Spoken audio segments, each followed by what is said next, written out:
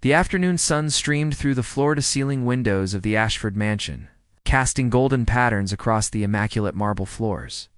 Jasmine Carter moved through the vast living room with practiced efficiency, her microfiber cloth gliding over surfaces that barely needed cleaning.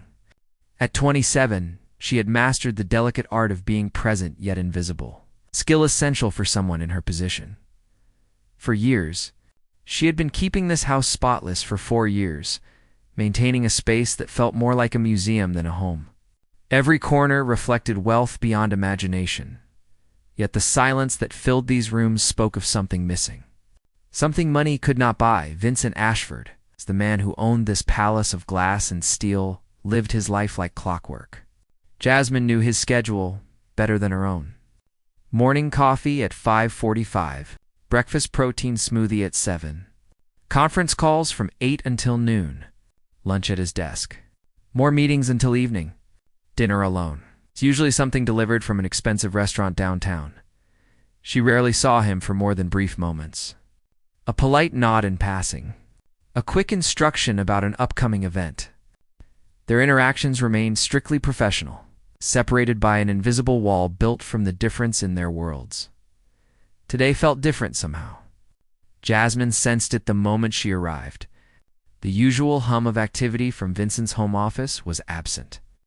The house felt heavier, weighted with something she could not name. She was dusting the bookshelves in the study when she heard footsteps behind her. Turning, she found Vincent standing in the doorway, his tailored suit slightly wrinkled, his tie loosened. His dark hair, usually perfectly styled, looked like he had run his hands through it repeatedly. The sight surprised her. Vincent Ashford never appeared anything less than impeccable. "Mr. Ashford." She set down her cloth, sensing something was wrong. He cleared his throat, seeming to struggle with what to say next. "The dinner meeting tonight has been canceled. The venue had a kitchen fire this afternoon. My guests have made other arrangements, I see."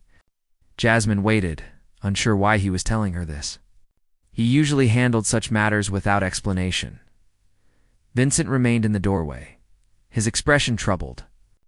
For the first time in 4 years, she saw past the polished exterior to the man beneath.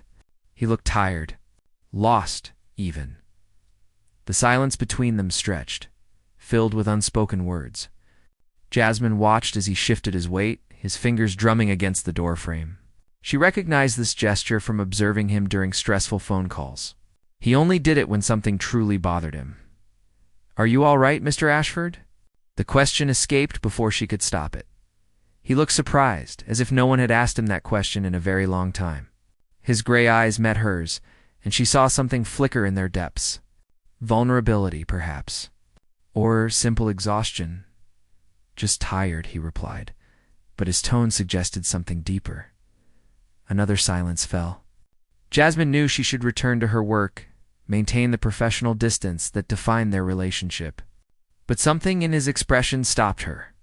He looked like a man standing at the edge of something, uncertain whether to step forward or retreat. The words came before she could think better of them. "If you would like, there is still dinner at my place tonight. Nothing fancy, just real food. Home cooking." The moment the invitation left her lips, she wanted to take it back. What had she been thinking? She was his employee. He was her boss. This crossed every boundary she had carefully maintained for 4 years. But Vincent did not dismiss her offer with the cold professionalism she expected. Instead, he studied her face with an intensity that made her pulse quicken. His calculating gray eyes, always so focused on business and numbers, held something different now. Interest. Maybe even hope. "Your place," he repeated slowly, as if testing the words in his mouth. "My sister Mia is making her special lasagna tonight." Jasmine continued, surprising herself by elaborating. "She just learned the recipe from our grandmother's old cookbook. It is simple food, nothing like what you are used to. But it is made with care." She watched the internal struggle play across his features. The businessman who kept everyone at arm's length battled against the man who was clearly tired of eating alone in this empty mansion. "I understand if you cannot make it," she added quickly, offering him an escape. "You have a busy schedule. and I should not have assumed. What time? Vincent interrupted, his voice softer than she had ever heard it. Jasmine blinked, certain she had misheard. Excuse me, what time should I arrive? He asked again, and for the first time since she had known him, Vincent Ashford smiled. Not the practiced smile he wore for business associates, but something genuine. Something that reached his eyes and transformed his entire face. 7 o'clock. She managed, her heart racing with a mixture of excitement and anxiety. 7 it is. He nodded, already moving toward his bedroom. I will need your address. With trembling hands, Jasmine wrote her address on a notepad from his desk. As she handed it to him, their fingers brushed for just a moment. The contact sent an unexpected jolt through her, like touching a live wire. Ms. Carter, Vincent said, studying the paper. Thank you for this. The sincerity in his voice made her realize something profound. Perhaps she was not the only one who felt invisible in this arrangement. Perhaps behind all that wealth and success, Vincent Ashford was just as lonely as she sometimes felt. As Jasmine gathered her cleaning supplies and prepared to leave early, her mind raced with questions. What would he think of her small home? How would Mia react to having a millionaire at their dinner table? What had possessed her to blur the lines between employer and employee so drastically? She caught her reflection in one of the mansion's many mirrors. Tomorrow, everything would return to normal. Tomorrow, they would go back to being boss and housekeeper, separated by wealth and position and all the unspoken rules that governed such relationships. But tonight was going to be different. As the elevator carried her down to the parking garage, Jasmine had no idea that the man watching from his window was already questioning everything he thought he knew about success, happiness, and what truly mattered in life. And she certainly did not know that this simple dinner invitation would set in motion events that would change both their lives forever. The city lights began to flicker on as evening approached, each one a small beacon in the gathering darkness. In a few hours, two very different worlds would collide over a home-cooked meal, and nothing would ever be the same again. The GPS system in Vincent's sleek black Mercedes guided him through neighborhoods he had never visited before, each mile taking him further from the towering skyscrapers and luxury high-rises that defined his world. The streets grew narrower, the houses smaller and closer together. Children played on sidewalks while their parents tended small gardens or sat on front porches. Enjoying the mild evening air, Vincent gripped the steering wheel tighter than necessary, his nerves betraying the calm exterior he worked so hard to maintain. He had negotiated billion-dollar deals without breaking a sweat, stood before boardrooms full of skeptical investors, and won them over with confidence and charisma. Yet the prospect of having dinner in a regular home with regular people made his palms damp with anxiety. The address led him to a small, single-story house on Riverside Avenue. The exterior paint was faded but clean, and a tiny front yard hosted a garden bursting with vegetables and flowers. A wooden porch held two mismatched chairs and several potted plants. Wind chimes hung from the eaves, their gentle melody carried on the evening breeze. Everything about the place spoke of care and attention. Even if resources were limited, Vincent sat in his car for a long moment, second-guessing his decision. What was he doing here? He belonged in five-star restaurants with sommeliers and multiple courses, not in a modest home where he would probably feel awkward and out of place. His thumb hovered over his phone, ready to text an excuse, some emergency that required his immediate attention. But then the front door opened, and Jasmine appeared on the porch. She had changed from her work uniform into a flowing blue dress that brought out the warmth in her brown skin. Her hair, usually pulled back in a practical bun, fell in soft waves around her shoulders. She smiled when she saw him, a genuine expression that held no judgment, only welcome. That smile made his excuses die unspoken.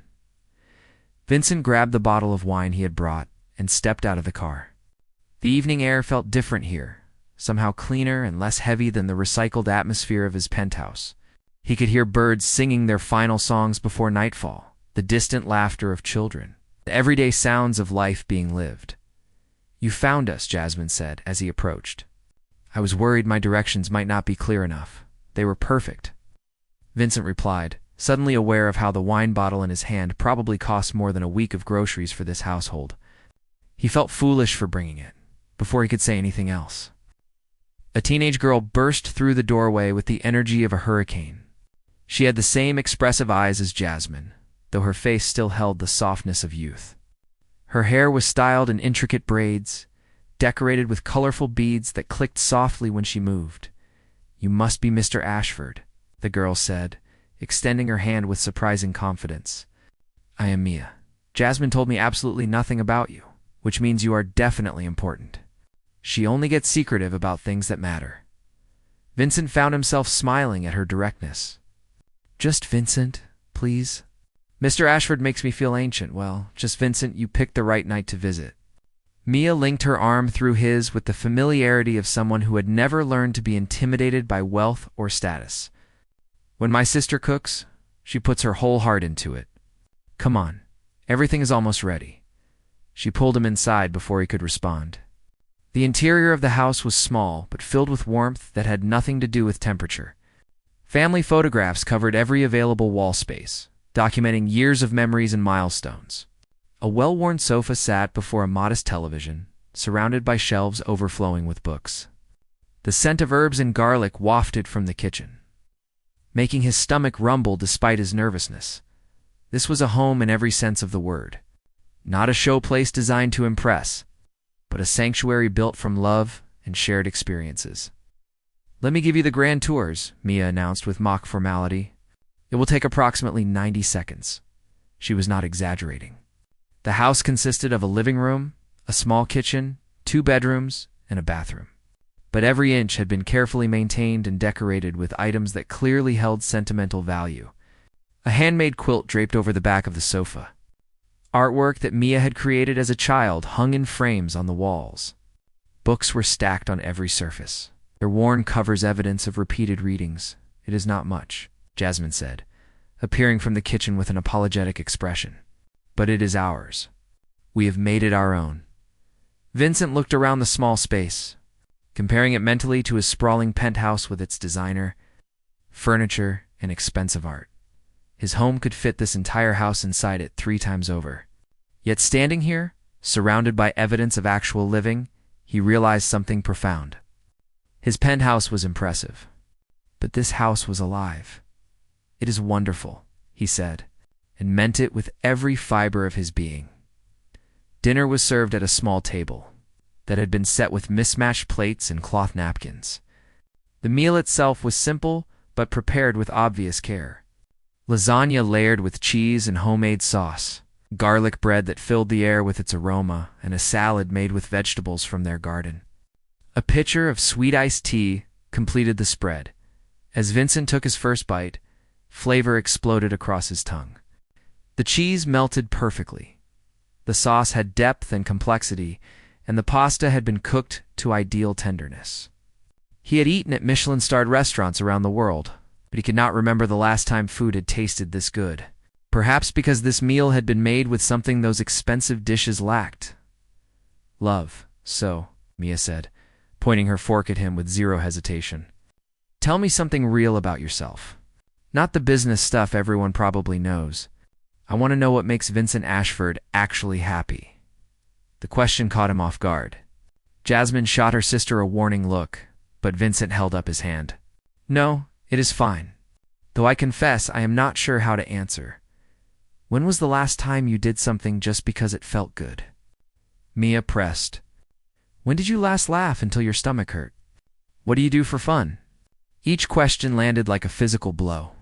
When had he last done anything purely for joy?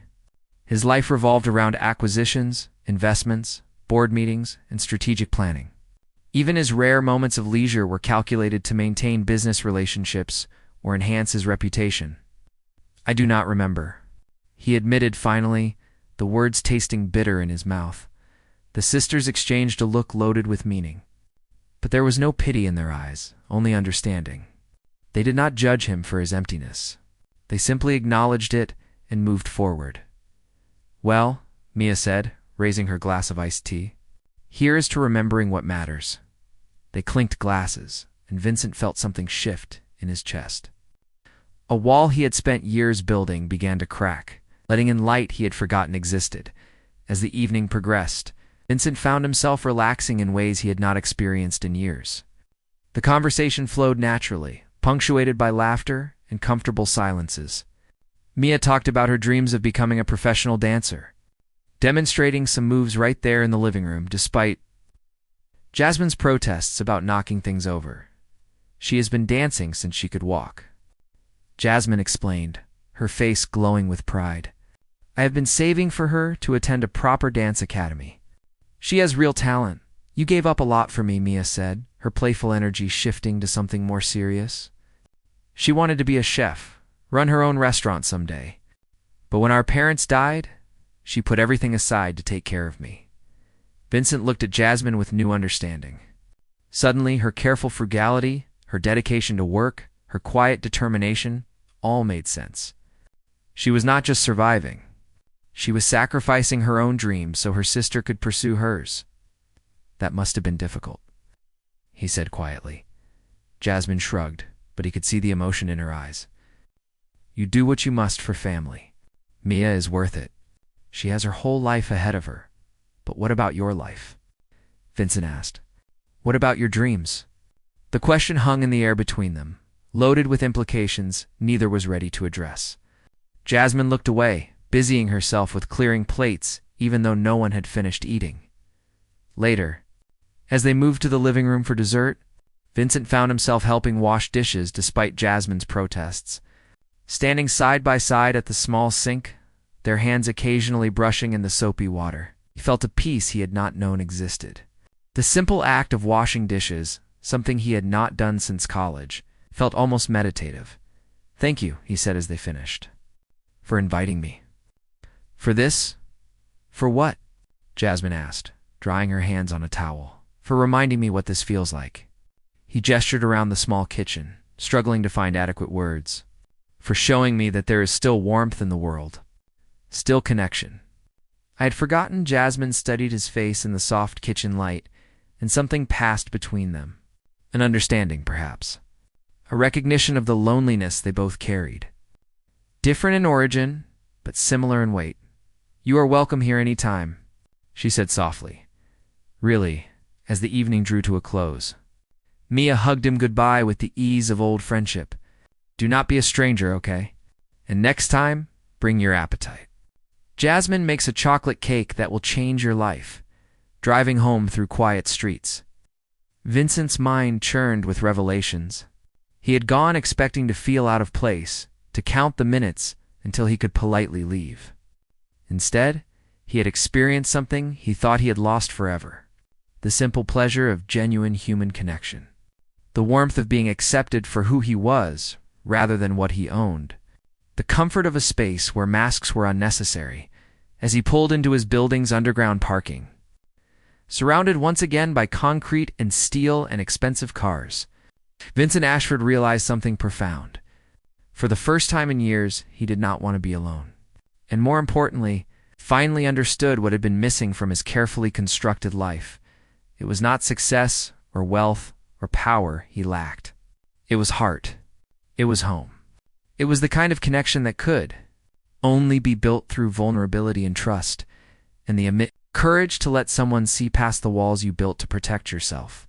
And, as he rode the elevator up to his empty penthouse, Vincent knew with absolute certainty that everything had changed. There would be no going back to the way things were before. That simple dinner had opened his eyes to possibilities he had long ago dismissed as irrelevant to his life. The question now was what he intended to do about it. Monday morning arrived with the weight of 1,000 unspoken truths hanging in the air. Jasmine stood outside the entrance to Vincent's building, her cleaning supplies in hand, her heart hammering against her ribs with an intensity that made breathing difficult. The familiar routine that had guided her for 4 years suddenly felt foreign, as if she were stepping into unknown territory. Despite having walked this path countless times before, the elevator ride to the penthouse felt endless. She studied her reflection in the polished metal doors, searching for some visible sign of the shift that had occurred. But she looked the same. Professional uniform pressed and neat. Hair pulled back in its usual bun, expression carefully neutral. Yet everything inside her had transformed. Saturday night played on repeat in her mind. The way Vincent had looked at her across the dinner table. The sound of his genuine laughter when Mia told embarrassing stories. The brush of his fingers against hers in the soapy dishwater. The vulnerability in his eyes when he admitted he had forgotten what happiness felt like. The elevator doors opened with a soft chime, and Jasmine stepped into the penthouse. The space felt different now, colder somehow. Or perhaps she was simply seeing it through new eyes. All this luxury, all this expensive perfection, and yet it contained none of the warmth that filled her modest home. She began her usual routine, dusting surfaces that showed no dust, straightening cushions that held no wrinkles. But her movements felt mechanical, her mind elsewhere.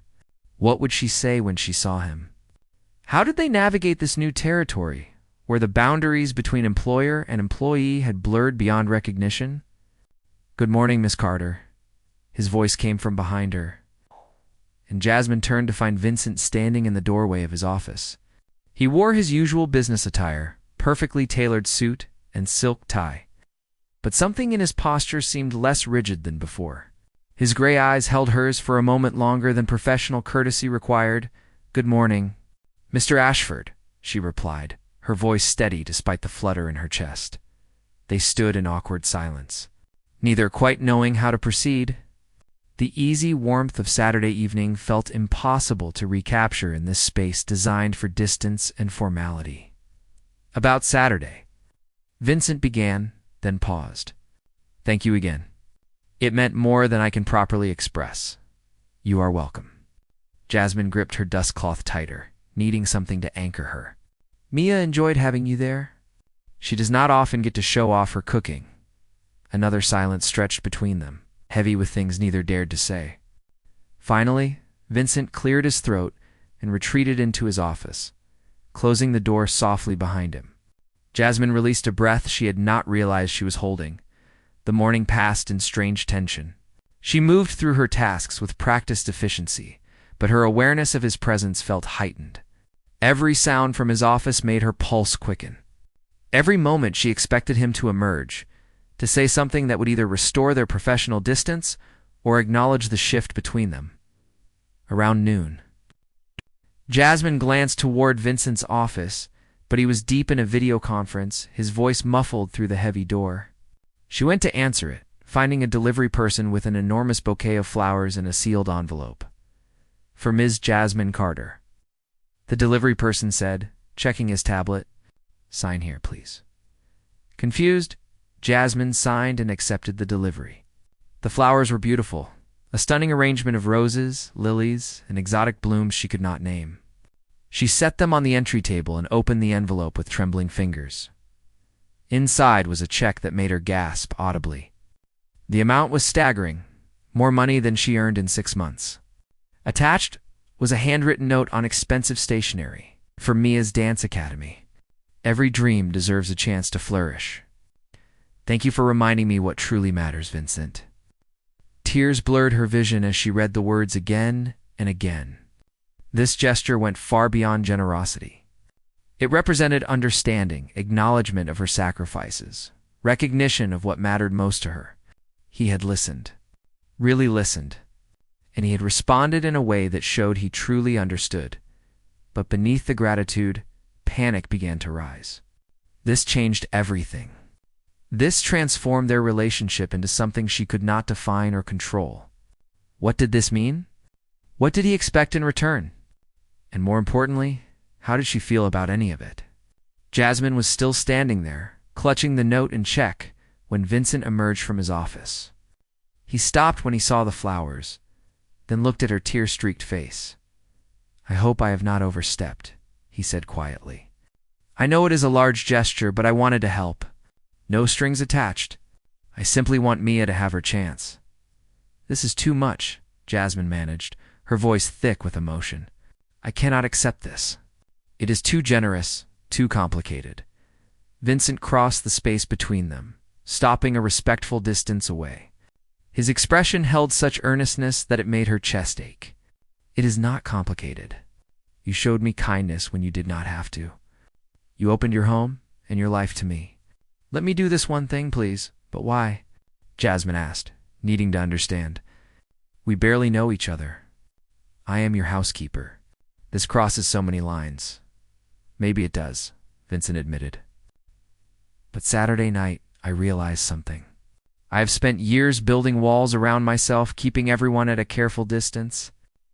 I convinced myself that wealth and success were enough, that I did not need the messy complications of genuine connection. Then you invited me to dinner. I remembered what I had been missing. He ran a hand through his hair, a gesture of vulnerability she was coming to recognize. I am not good at this, at being open, at letting people in. But I want to try, and I want to help because you deserve it. Because Mia deserves it. Not because I expect anything in return, but because doing something meaningful for someone else is the first time in years. I have felt truly alive. The confession hung in the air between them. Jasmine could see the truth of it written across his face, the raw honesty that must have cost him dearly to express. She thought of all the times she had cleaned this empty penthouse. Sensing the loneliness that permeated every perfectly decorated room, she thought of how his eyes had lit up at her dinner table, how naturally he had laughed with Mia, how at peace he had seemed washing dishes in her small kitchen. I do not know what to say, she whispered. Say you will let me help. Say we can figure out whatever this is between us without fear or pretense. Vincent took a small step closer. I am not asking for anything except the chance to be part of something real, something that matters. Before Jasmine could respond, Vincent's phone rang with the urgent tone he used for priority calls. He glanced at it, frustration flashing across his features. I have to take this. But please, think about what I said. He retreated to his office, leaving Jasmine alone with the flowers, the check, and a heart full of confusion. She sank onto the nearby sofa, her professional composure finally crumbling. This was not supposed to happen. She was supposed to work here, earn her paycheck, maintain clear boundaries between her world and his. But boundaries had already been crossed. Saturday night had seen to that. And now this grand gesture, this recognition of her dreams and sacrifices, pushed them even further into uncharted territory. Hours later, as Jasmine prepared to leave for the day, Vincent emerged from his office looking exhausted. There had been some crisis at one of his companies, hours of conference calls and urgent decisions. Despite everything, Jasmine felt a pang of sympathy. This was his life, constant pressure and responsibility, always being the one people turned to for solutions. Go home, she said gently. You look like you need rest. I will, Vincent replied. But first, did you think about what I said? Jasmine clutched her bag, the check safely tucked inside. I am going to accept your gift for Mia, not because I am comfortable with it, but because her dreams matter more than my pride. But we need to talk about this. About what happens now, tomorrow, Vincent suggested. Come early, before I start work. We can have coffee and talk properly. No interruptions. No hiding behind professional roles. Just two people trying to figure out something neither of us understands. Jasmine nodded, knowing she was agreeing to more than just a conversation.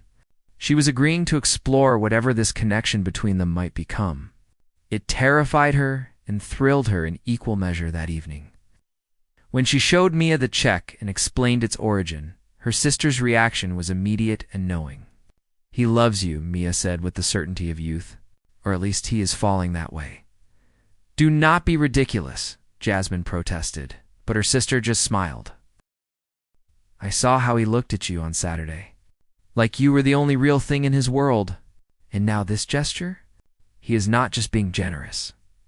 He is showing you that he sees you, really sees you. Not as his employee, but as someone who matters.